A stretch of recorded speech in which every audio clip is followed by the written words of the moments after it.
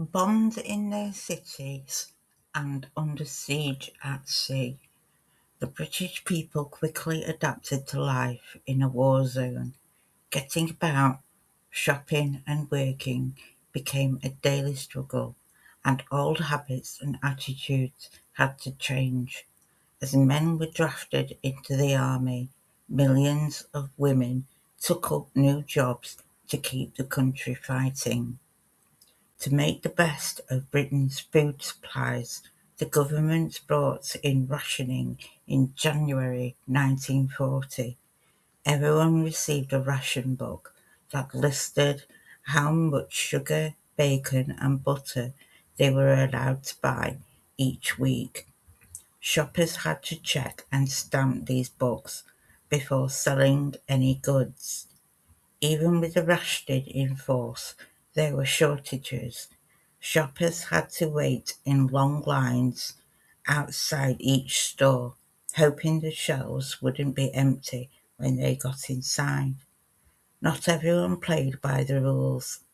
Small-time crooks, known as spivs, supplied luxuries like chocolate and silk stockings to anyone who could afford them.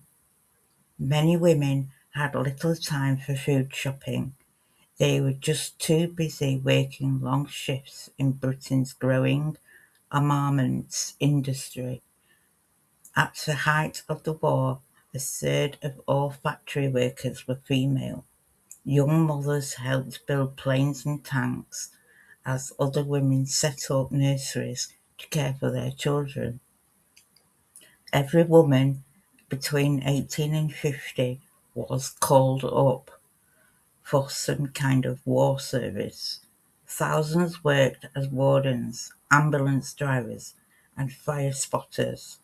Others joined the armed forces, where they were expected to do everything a man would do except go into combat. Even in the quiet of the countryside, the old way of life was changing. By 1944, tens of thousands of women toiled in the fields as part of Women's Land Army, helping farmers plant and harvest their crops. They were known as land girls, although many of them had never been out of the city before.